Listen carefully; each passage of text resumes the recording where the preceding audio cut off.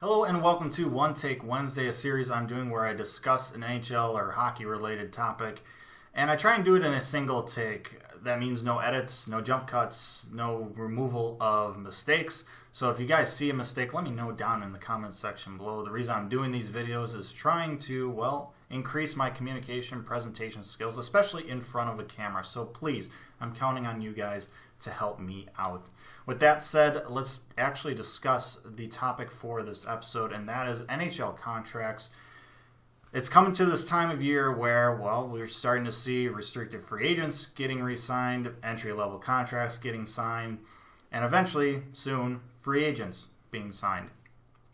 And at the heart of all those are contracts. The legally binding agreement of what a team will pay the player for his hockey skills. Now, before the last lockout back in 2012-2013, before the last collective bargaining agreement, there were some pretty ridiculous, some wild contracts being signed. 10, 12 years, front-loaded, back-loaded contracts like Marian Hossa's. Now, I know Hossa's contract has been in the spotlight lately just because of the long-term IR and cap circumvention arguments and everything, but it was a completely legal contract to sign when it was signed. Why should a team be punished for that? I don't know. But the Hawks aren't the only team that have that problem. We take, for example, the Nashville Predators, who signed Shea Weber to one of those ridiculous contracts. Now, he was traded to Montreal. However, if he still decides to retire before that contract's done, Nashville foots that bill. As ridiculous as it sounds, they would be in a world of hurt, salary cap wise. Why should they get punished for signing a contract that was legal to do so? Plus, the only reason they signed it was because the Flyers made that contract as an offer sheet when he was a restricted free agent. And, guess what? Predators definitely did not want to lose Shea Weber at that time, and so they had to match it. Otherwise, they would have been down in the dwellers, no longer playoff contenders, really. That was the difference between them being in the playoffs every year and them just not. That was the situation for them at that time.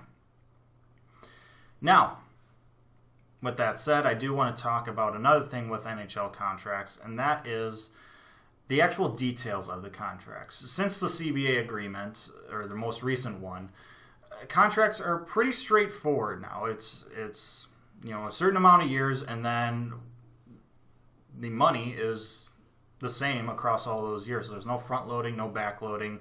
It's 8 years, $8 million per year. It's simple stuff. However, for some reason, we don't hear those details when we hear about a signing.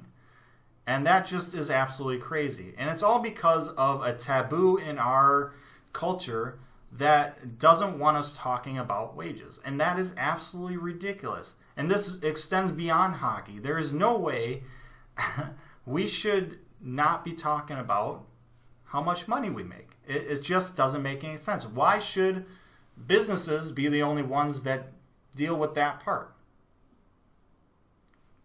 Can't we talk about it too? Why can't we? And that's something we have to change culturally. We have to be able to just talk openly and freely and not get absolutely pissed if someone is earning more money than us.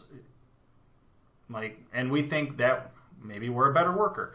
If Sharon is earning more money than me and I think I'm better at my job than Sharon is, I shouldn't be mad at Sharon. She went out and got that money. Does Jonathan Toews deserve $10.5 million a year? Probably not, but I'm not mad at him because he earned making his case to get that money. Now it's my job, or a hockey player's job in the case of Jonathan Toews, to then fight for their own rights, their own share of the pot. That's how it works. That's how it should work. That is where our culture needs to go. For the NHL, we need to really push teams to just release that information. They don't release it because if they think, we may have signed this guy for too much money and we're going to, the fans are going to be all on us for that. Too bad. Too bad. Like, make better deals. It's a two-sided thing. A deal is a two-sided thing, right? So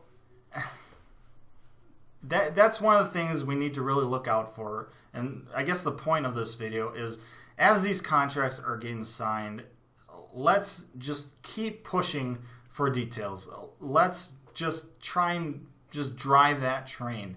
Make it known to NHL and the teams and the players and everyone that we should know these details. These details shouldn't be hidden away. Now, they get released eventually, and Cap Friendly makes it really easy to see this stuff, but it shouldn't be as hard as it is. It really should just come out right away. We shouldn't have to dig for this information. That's the point I'm trying to make in this video. Let's try and reshape or remove this taboo that we have in our culture. With that said, let me know what you think down in the comments section below. Like, share, and subscribe if you appreciate this video. But as always, and most importantly, stay safe, make good decisions, and I'll see you next time.